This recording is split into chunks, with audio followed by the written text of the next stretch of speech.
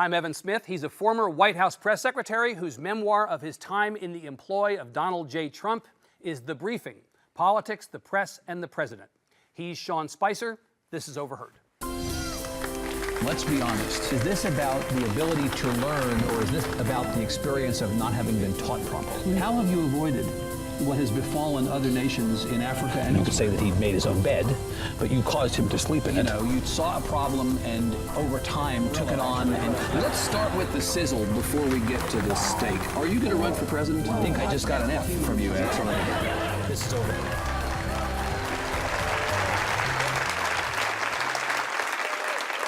Sean Spicer, welcome. Thanks for having me. Thank you very much for being here. You bet. Now, before we begin, I want you to gaze out into the crowd of this audience. This is the largest audience to witness a PBS taping, period. There's some empty seats. Is that right? How did I do? Did I do okay? You did well. Yeah, good. I thought that one up myself, actually. We're going to come back to that first briefing and the question of the crowd at the inauguration in a second, Yep. in part because it's a component of your book, and It in is. part because conveniently there's been news about that over the last 24 hours. I first want to understand, though, the parameters that guide our time here today. Have you signed a non-disclosure agreement? Are there things you can't talk about with me today? No. So the reporting that has suggested people who went to work in the White House signed non-disclosure agreements that bound them not to speak ill of the president or somehow constrained what they could say once they left the employ of the president. None of those apply to you. No, I don't think that there's anything any question that I wouldn't answer. Right. I mean, I would tell you that I couldn't answer a question, but I wouldn't. Not because you're bound by any kind of non-disclosure. No, I've signed a non-discllosure. I signed one during the campaign. I signed one at the White House. Right. But there's virtually been no question that I've not been asked that I haven't answered since I left the White House, so feel free. So, and your former colleague in the White House, Omarosa Manigault Newman, told Chuck Todd she believed, I don't know what her basis for this was, that you were somehow being compensated after you left the White House to only say nice things about the president. Is that true? No. Not only that, I think my wife is still trying to figure out where the so-called hush money is. Exactly. But I mean, look, here's the timeline. I left the White House September 1st, 2017. I signed a book deal in December of 2017. I joined America First, the super PAC that supports the president and his policies, in June 15th, which was a month after the book was delivered to the publisher. Right. So, you know, it doesn't make any sense. And I think what was frustrating about that kind of comment was she gets out there and gets to say these baseless charges. There was no follow-up, no ask of, okay, how did you know that? What's the substantiation for saying that? Right. I have not received any money to accept what was given to me by the publisher. Just tell everybody I'm doing cleanup for Chuck Todd. Okay. Right. I'm the one who actually got to ask you about this. So then, but it should have been asked about her. Well, yes. I mean, I'm glad to answer the question, but I think that's the thing that was shocking to me is that for somebody who wasn't deemed with enough credibility to be interviewed during her tenure, suddenly now it's because she's saying everybody wants a piece of her, right? Because she's saying bad things. So let me ask you about non-disclosure agreements generally, because you said you did sign one during the campaign, but you also signed one when you went to work in the White House.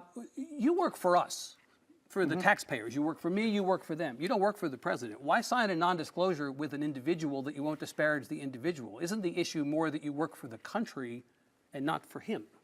I agree. I work for the country, and as I said to you at the outset, there's not a question that you can't ask that I won't answer. Right. So you don't think that having employees of the White House sign non-disclosures is somehow out of sync with the way we ought to be doing this?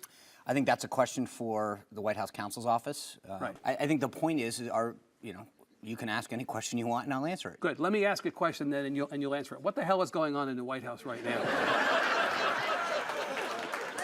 I'm sitting here. That's a pretty broad question. Well, this is PBS. Yeah. We have time for you. That's good. Right. Yeah. I'm sitting here against the backdrop of the Bob Woodward excerpts coming out. Full book won't be out as we sit here for a couple days. I'm sitting here against the backdrop of this New York Times opinion piece.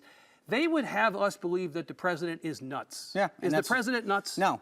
And the fact is that, look, I think at the end of the day, the American people judge political and government officials by what they're getting done. And just today's job report shows that this president and the policies are continuing to get things done for the American people. And what we seem to quibble all about is the style, not the substance and the results.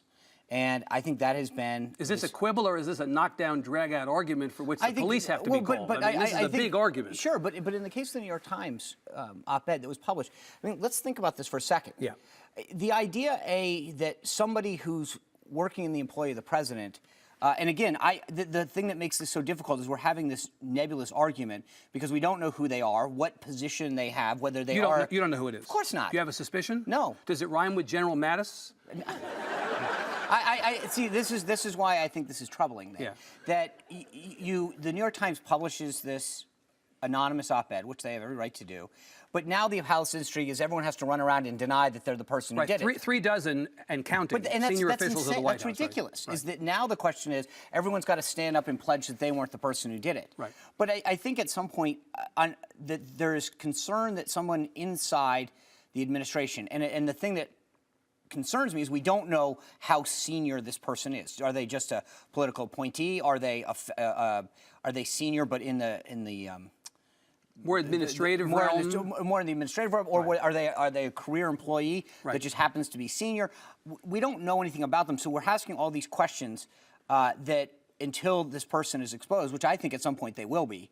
Boy, it sure seems like we're going to find out sooner or later I just think who there's this so person is. little that happens Right. in Washington or in this White House that doesn't leak out Right. that it's hard to me to imagine that that either the phraseology that they used or that they had to have told somebody, hey, I'm submitting this op-ed, it's going to come out. And I think the interesting thing when that happens is we'll know a lot more in terms of how senior this person is. Did they really have the access that they claim? Right. Because when I read it, the descriptions that they paint and the proximity in which they claim to have to people in power and to a lot of these key things is not something that a vast number of people would have. It's a limited pool Correct. of people. And the people that I know that I worked with and that I know are still there, there's nobody that I could imagine doing something like that.